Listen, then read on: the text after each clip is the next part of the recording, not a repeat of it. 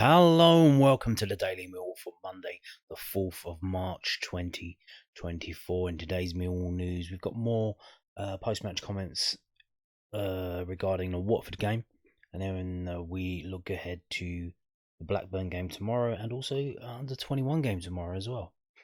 Top of the table clash. So there you go. We're going to start off with this from londonnewsonline.co.uk, the South London Press's online website. Alex Grace's 4 takeaways from Mill's 1-0 win over Watford. Harris's team up for the Championship relegation battle, but Bradshaw injury a blow. And even though it's Alex Grace's 4 takeaways from the win, it says it's written by Edmund Brack. Mill made it back-to-back wins for the first time since the festive period after they beat Watford 1-0 at the Den on Saturday afternoon. Zion Fleming's 8th goal of the season inside the first 3 minutes of the game was enough to seal another much-needed win for Neil Harris's side. Here are Alex Grace's takeaways from another battling display. 2-2 for Fleming. Fleming's firmly up and running under Neil Harris. It's 2-2 games for the Dutchman. Both have been set pieces, but both have been vital goals that have earned his side 6 points. Of course, he's not had a season compared to last season's level, but he's showing he cares and is up for the fight to keep the Lions in the Championship for what would be an 8th season on the trot. Harris has changed shape since his arrival. He has ditched a 5 at the back and has gone with a 4-2-3-1 formation. This has made Fleming a lot more effective. He works very well as a number 10 under Joe Edwards. He struggled in the wide positions and that caused problems for the team. He is not used to having to track back and help out his fullback. He once again looks comfortable in a Millwall shirt and playing in his preferred role is undoubtedly helping to get the best out of him. That can only be a good thing indeed. We certainly do need the goals because where else are they going to come from in a team? Big win as other results go against the Lions. It was said after last weekend's win over Southampton it was a big win and a big moment, but this was equally just as significant. It is straightforward at the moment. Mill must win to avoid dropping into the bottom 3 as all the teams around them are picking up points. To win at St Mary's was a little dampened by other results, and it was a similar feeling on Saturday. With 11 games to go, the league has become very congested. 4 teams are locked on 38 points, with only 4 goals separating Stoke in 22nd, the final relegation place, and QPR in 19th. The teams at the bottom have shown grit and determination, and as a result, it has dragged a lot of the other sides who thought they may have escaped the battle right back into it. Even Watford, who are 12, are now only 6 points above the drop zone. It's tough to predict how many points will be needed, but with 11 games to go, it is set up to be a fascinating battle for survival. Harris's team are up for the battle. Pardon me. It's safe to say that before the return of Neil Harris, Mill had lost their inner steel. They had lost their ability to stay in games and endure hard times. That's changed massively since Harris walked back through the doors at the Den. He said he would bring the Millwallness back to the team. He said he knew how to get the best out of a Millwall team, and it might be uncomfortable viewing, but you cannot argue with the record so far. 6 points from 6, and 2 excellent and strong defensive showings. If you think back to last season, particularly Stoke away, it was a hard battle. Fleming's early goal gave his side the lead, and they battled hard and defended resolutely to ensure they held on to that win. Every point is precious in this relegation battle. Millwall defended for their lives without the ball. They were superb. Defensive positioning was terrific. Jake Cooper and Japhet Tanganga were outstanding. They won most of their duels and ensured Matija Sarkic had very little to do. Bradshaw blow has not been an excellent season for Millwall, but the news that Tom Bradshaw looks to be out for the rest of the season has compounded that misery a bit more. Bradshaw has not had the best goal-scoring season, but he gives the team so much. Under the Joe Edwards style, it was evident at QPR how much the Lions missed him pressing from the front. Michael Obafemi and Bradshaw are different players. Obafemi is more of a natural finisher than Bradshaw is. However, from what we've seen so far from the unknown Burnley man, he's not someone to press and chase down to the level that Bradshaw does. However, we must remember that Obafemi is only partially fit. He's not played much football this season. He's still getting up to speed with his match fitness. It means the Lions will have only one recognised striker for what looks to be the remainder of the season. Duncan Watmore, Ryan Longman, Adomi Maku and Zion Fleming are all options that could play as a number 9, and Harris will need to utilise them during the running. Indeed. Now moving on to this bid on Millwall versus Watford match-worn shirts. Yes, you can buy the shirts that were worn in that Watford win. Auctions close at 2 p.m. on Sunday, the 10th of March. That is from the site that is always used, matchwornshirt.com. And we're going there now to see what we're at so far. And it looks to me this is sorted by price. And you've got George Saville highest 233, then Zion Lane 223, and then Ryan at 212. So there you go. George Honeyman only £98, and £77 the cheapest one you can get. That's all of the bottom row there. So what would you got? You got two that were worn, Ryan Longman and Brooke Norton Cuffey, and you got SA and Maku and Major, the ones that were on the bench and didn't get on. So £77 for an actual official shirt, which is it's not that far off the shirts when they first a shirt with a name and number on it when they first went on sale. What would they have been, like 60 quid, 65 quid? Not that much higher, but there you go. So that's from matchwornshirt.com. Doesn't say where the money's going. I don't know if it's going to the Millwall Community Trust or where it's going. It just says because it's got Community Day on. I am assuming that it's going towards some kind of thing to do with that, but who knows? So yeah, there you go. Now moving on to some post-match interviews. We got this one from Sarkic from the southwarknews.co.uk. Mill goalkeeper reveals first impressions of his new boss and explains how Neil Harris has simplified his role. Matija Sarkic has a big role to play in the coming weeks as the Lions look to survive the drop. Matija Sarkic is liking life under his new and very loud head coach at Millwall. Neil Harris has arrived for his second stint in charge of the Lions, having previously led the London club between 2015 and 2019. His remit for the remainder of the season is very simple as he looks to keep Millwall out of the bottom three after they tumbled into a relegation battle. Sarkic likes his new boss's approach and revealed how Harris has instructed him to simplify his game. Speaking after Saturday's 1-0 win over Watford, Sarkic said of his manager, "Well, a lot of energy, very loud, and he keeps the boys on their toes. So I think it's a good thing. He keeps standards high.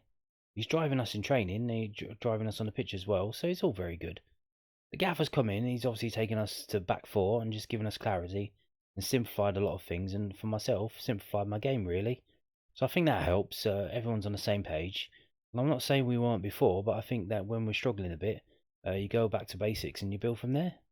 When you play a bit more expansive football, more is required from you and more is demanded from you. Playing out being an option, helping organise my players, also defending my goal. So obviously there's a lot more for me to focus on, whereas being more direct and compact at the back takes away a few of the things that I need to focus on, which simplifies my game and means I can just focus solely on defending the goal a bit more. Sarkic was asked if he experienced a manager like Harris before, with the 46-year-old former striker well known for his big personality and straight-talking style. The goalkeeper said, "Well, I can't speak for any of other players as I don't know exactly who they've had as managers, but I feel like I have had a decent mix over my career. Everyone's had their own character and style and philosophy, and I enjoy this one. You get some that are quiet and kind of step away from the players to create a sense of authority, where he's very loud and vocal and demanding, so that's his kind of authority, I think. I haven't known him long, so that's all I can really gauge. But I think if you're going to be distant from the players, it kind of creates a sense of I need to impress because you're not really around them that much. Whereas Niels, he's hands-on and he speaks to his players a lot. But also, he's very vocal and demanding, which creates that sense of I need to impress him. So I think different managers have ways of implementing high standards at a training ground or on the pitch. So there you go. Matija Sarkic there. He's from Grimsby, by the way. Did you know that? From Grimsby. I'm from Grimsby. I'm Matija Sarkic and I'm from Grimsby. Hugely influential. Millwall midfielder earns big praise from head coach Neil Harris. Millwall midfielder George Saville has been described as hugely influential by head coach Neil Harris. The Northern Ireland international has made 30 appearances this season for the Lions, 29 of those in the Championship, and played every minute since Harris returned to the South Londoners. Saturday's 1-0 win over Watford was Saville's 18th league start of the campaign. Asked about the way the former Chelsea and Wolves player had embodied Millwall's non-stop energy and desire to drive the Lions on, Harris said, "Oh, he's done this for a couple of 100 times. He's been on the pitch for the football club. I've only made my best guess on team selection over the last 9 days and 2 games. I've only gone with a team that I can feel can produce results. I picked the fullbacks I thought were best to play against wingers. I picked the best midfield pairing I thought could epitomise what's needed now and what we needed to play, and also for the football club. Billy Mitchell and George Saville have been excellent as a pairing. And that's no slight on Casper Dinor. He's been fantastic for me in training since I got here. And the moments on the pitch, or Alan Campbell, for example, or Ryan Leonard, who's a top midfield player at the level. Sav today, he was excellent with the ball and without the ball. He gave us moments of composure on the ball to win free kicks and make passes. But he's a Millwall player, isn't he? He's certainly one player who's been hugely influential in my first 9 days in the building. There you go then. Neil Harris doing this amazing thing as a football manager is praising your players and not blaming them for things that go wrong. Amazing, utterly amazing. Neil Harris wants pressure to keep Mill up. Neil Harris, this is from London News Online. Neil Harris wants pressure to keep Mill up put on his shoulders and not the players. Okay. Neil Harris is happy for the pressure to keep Mill in the Championship to rest on him and not on his players. The Lions have won both league matches since they reappointed Harris in the Den hot seat, but Mill was still only 1 point above the relegation zone, with other clubs at the bottom also gaining some momentum. Asked about his players looking like they've taken responsibility for results, Harris said, "Oh, I think they are taking responsibility, but I'm trying to take the pressure off them, put it on my shoulders. I can take it. I picked the team and asked the players playing away. Yes, I like them to handle the ball a little bit better at times. I can't go and kick it for them, but it's on me now, yeah, and I'm not shirking that. I haven't got a transfer window or Tom Bradshaw for a period of time. I can't sign any players. A lot of them are not my players that he signed. I'll take responsibility for the football club, and I'll help the guys above me running the football club because I know what it takes here. I want the players to just be the best that they can individually. If they are good enough, brilliant. If they're not good enough, then we'll take responsibility for it. But at the moment, they're showing the character and spirit, and that's all I'm asking for. I'm giving them a lot of tactical information at the moment, and we just have to be really careful we don't overload them. So we've done the load without the ball. We can control that. With the ball, they have to make their own decisions at times, and that's where we have to help them with that as well. There you go. Again, that quote. So this is, I think some of this quote was in the video yesterday or Saturday. We can't sign any players, or we can sign some players. We can sign free agents, but who's out there? And we've got to the 4th Thursday in March to do so, to sign free agents. After that, it's not going to be possible. So what's going? So we've got 3 games before then.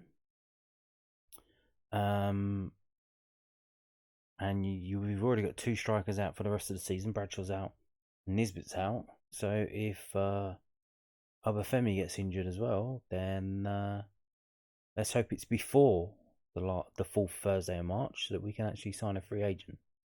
Because if it's after that, we might be a bit screwed. But there you go. But I'm saying, like, in terms of if we can't sign players, is that financially we can't sign players? We don't have any money? I don't know.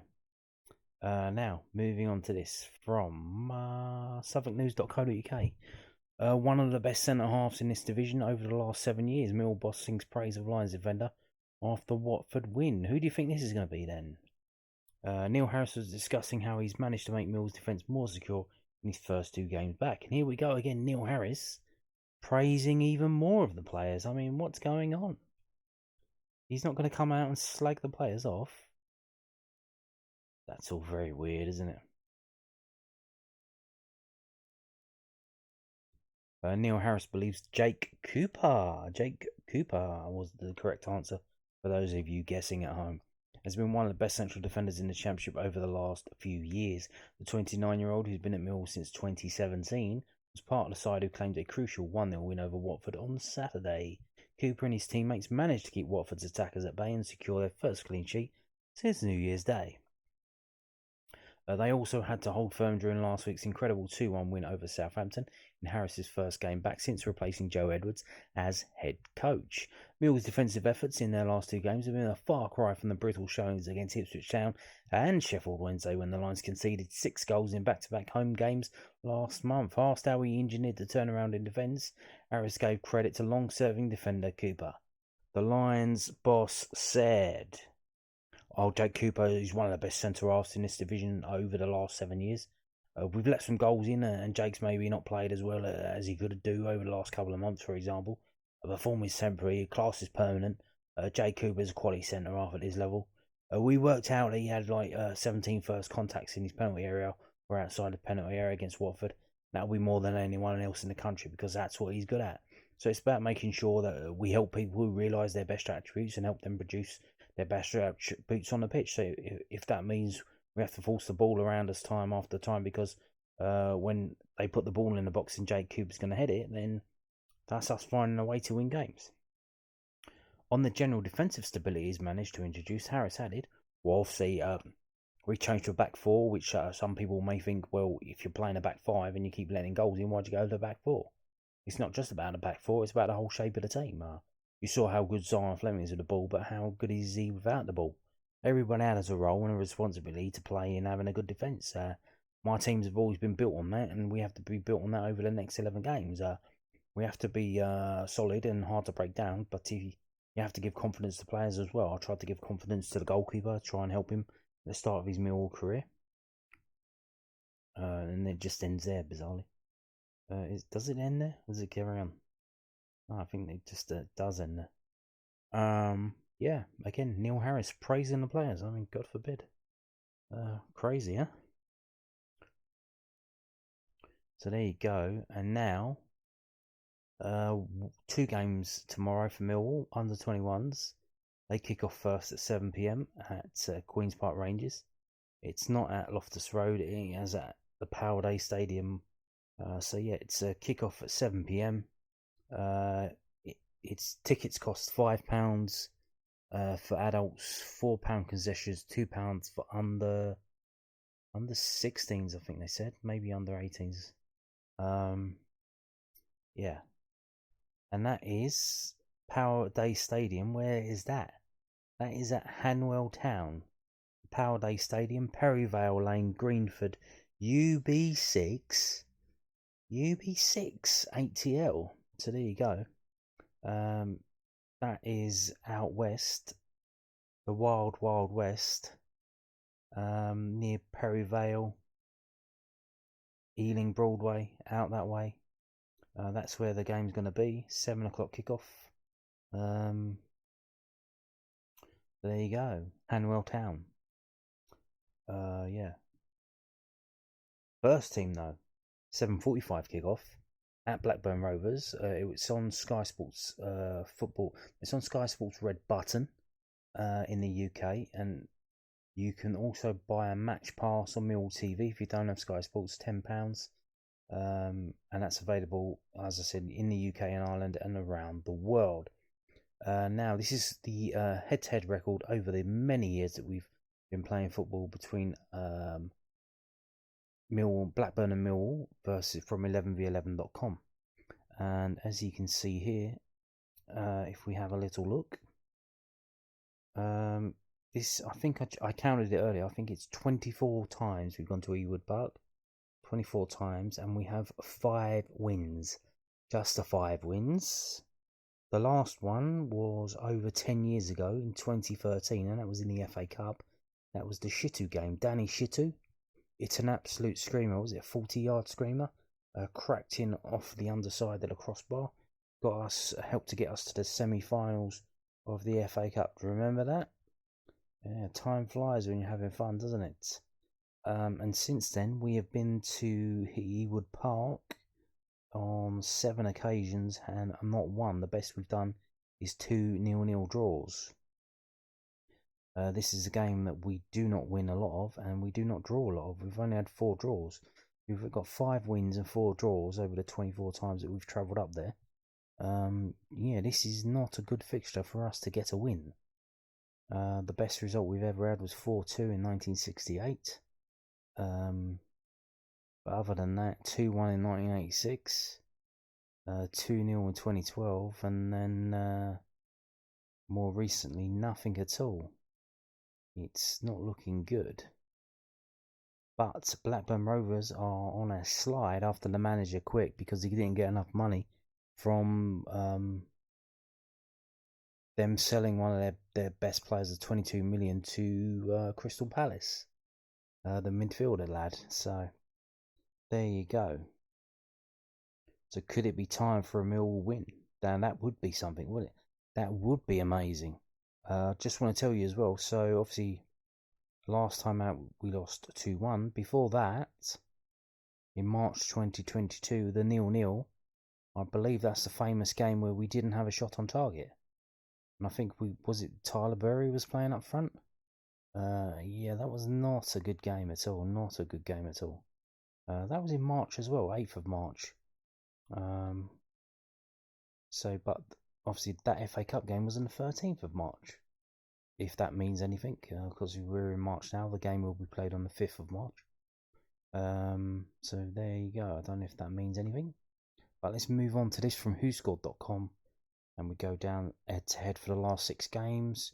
Now, it just gets worse and worse and worse. In the last 6 games at Ewood Park, we have scored 2 goals. 2 goals in 6 games. We failed to score in 4. We scored in 1 goal in 2 games. 2-1 defeats. They have scored 8 goals in 6 games. Blackburn have. So they failed to score in 2, and that was the 2 0-0 draws. So yeah, that's interesting. I said we've won. We've lost 4 of them, drawn 2, and won none of those games of the last 6. We look on the right hand side. So match facts: Blackburn have won their last 3 matches against Millwall in all competitions. Blackburn have failed to win in 13 of their last 14 matches. What? And read that again. Blackburn have failed to win 13 of their last 14 matches. Damn, so they've got so let's spin that around. They've won 1 game in 14. No wonder the manager left. Damn. They've won 1 of their last 14 matches in the championship. Well, they must have won in the cup because they did get to. They had a cup game the other day against Newcastle. They got to extra time and penalties, I think. Blackburn have seen under 2.5 goals in their last 3 matches against Millwall in all competitions. So yeah, a lot of goals scored. So let's scroll down past the Foden. The table, important game, you can see here. They are 17th, we are 18th. We have 39 points, they have 39 points. They have conceded 62 goals. Damn, bruh. That is insane. That is insane. 62 goals. I think they're the worst defence in the league. Obviously, managed this season by a striker, Jon Dahl Tomasson. Their form isn't that good. They've got the same points as us though, but 3 draws in a row. And then they lost their last game out away to Swansea 2-1. But you can see there in the form they've had 3 draws in the last 6. They've only had 6 draws all season. So before that they only had 3 draws, which is probably the lowest in the league, and then they've drawn 3 in a row. Bizarre performance. Again, last season they didn't have a draw until like February, and then they just had a couple of draws. Bizarre team that either win or lose. Let's have a look at the home form. They are the home team. They're not very good at home. That's good this season. Scoring 24 goals though, so they do score at home, conceding 28. Okay. Now away form for Millwall. How does that compare? 14th in the table, won 5, drawn 5, lost 7, 19 goals scored, 20 against. What are we looking at now? Form table, obviously we know pretty much similar. We've got 2 wins and 4 defeats, but obviously there's a cut-off where the last 2 games are under a new manager, so you can't really point to the 4 defeats and say that's indicative of what we're going to do in the future anymore. So there you go. So let's just skip down and go down to here. The last 6 home games for Blackburn and the last 6 away games for Millwall. We failed to score in 3 of those, at QPR, at Hull and at Stoke. In the last one, we scored 2 goals. It's the first time we scored 2 goals away from home, probably in a long old time. Off the top of my head, I do not know. Oh no, it's probably the Leicester game, was it? Where we lost 3-2. So that was in December. Probably. But for Blackburn, you can see here, they have not kept a clean sheet and they have not failed to score. So they've got bad defence, but they can score goals for fun. They scored 4 against Wrexham in the FA Cup. They scored 3 against Stoke in the Championship, although Stoke are a bit of a basket case. Newcastle United, Premier League team in the FA Cup, they took them to a 1-1 draw, but lost on penalties. So there you go. But here you can see 3 of their last 6 games at home have been 1-1 draws. And one of those was after 120 minutes, so there you go. That is interesting. So Millwall kept 2 clean sheets on the road at Bristol City, which was the last win before the game at Southampton. And then the Stoke as well. That was a 0-0 draw. Here are the strengths and weaknesses now. Holy moly. Blackburn have got a lot of weaknesses there. Hell of a lot of weaknesses. Now let's move on to the prediction from whoscored.com. What do they say? Ooh, they've got a lot of players injured as well, hasn't they? That doesn't look good for them. Now, here we go. Prediction. A second half strike from Sammy Smodics inspired hope of a late comeback from Blackburn at the weekend, but they were unable to cancel out the damage from a poor first half as they were beaten 2-1 by Swansea. Rovers are now winless in their last 5 championship matches and sit just 1 point clear of the relegation zone. Zion Fleming's 3rd minute goal was all that separated the 2 sides come the final whistle on Saturday, as Millwall secured a victory and a clean sheet against Watford. Neil Harris has overseen back-to-back victories on his return to the Millwall dugout, boosting the line's survival hopes dramatically. And they predict Blackburn 0, Millwall 1, which, as we've seen, will be the first win since 2013. So probably we are due, and it would be an utterly amazing result if Neil Harris wins 3-3. But I don't think that's going to happen. I think it's going to be a draw. It's going to be a draw. And I think that's going to be the case across the league. I think it's going to be a bit too much for all these teams to keep winning. And I think maybe QPR and other teams, like, they're going to drop points. They're even going to draw or lose. I don't think there's going to be many wins. Yeah. But that's what they predict. What does David Prutton of Sky Sports predict, though? What does he say from SkySports.com? Well, let's have a little look. Here we go.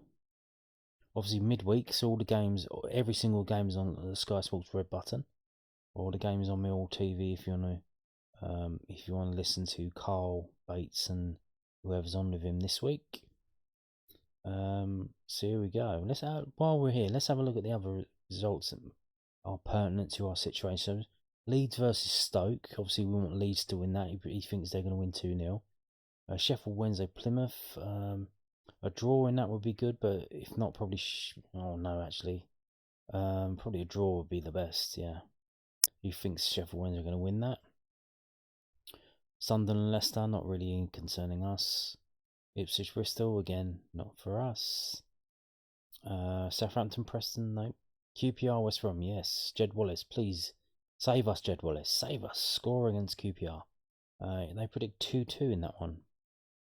That would be good. And then we got the table for some reason. And here we go with the rest of the game. So David Putnam of Sky Sports predicts again Blackburn 0, Mill 1. Blackburn 0, Mill 1. I don't think we're going to keep a clean sheet. I think we'll probably try. I think we might take the lead. And I think he's going to do the same thing that he tried to do against Watford. He's going to come unstuck. I think he's going to try the old let's put a long one up front trick, and it's not going to work. And it's going to be because Blackburn are a better team than Watford. They've got a lot more going on up front. They know how to score, and if we try to do that backs to the wall defence against them for too long amount of time, it's not going to work. But we'll see. Maybe he'll put a Maku on and try and counter them on the break if they come gung-ho at us, so that might be an option. But like I said, I think he's going to try the same old because it worked against Watford, so why not do it again? And that's where we're going to come up stuck. I think we're probably going to be in the lead. We're going to be 1-0 up, and then it's going to be 1-1. So I'm going to go for 1-1 in tomorrow's game. That's my prediction. Like I said, dropping points, but I think a lot of teams are going to start dropping points now. It's kind of hard to maintain this level. The wins, like Sheffield Wednesday, you can see here on the table, they've got 3 wins in a row. QPR again 3 wins in a row. How are they going to? They're going to win 4 in a row? Because that's kind of difficult to do. Because if we go up the table, like even teams at the top aren't winning 4 in a row, except for Ipswich. Like Leeds drew their last game. There's very few teams at the top that won 4 in a row. So I think we might get a bit lucky with teams around us dropping points, which would be good. So what does he say about the other games? Coventry Rotherham, obviously Rotherham down, and they Hull Birmingham, he's got Hull winning that. Cardiff Huddersfield a 1-1. And Watford Swansea 1-1 as well. So there you go. And like I said, I think it's going to be Blackburn 1, Millwall 1. And on that note, thank you for watching, and goodbye.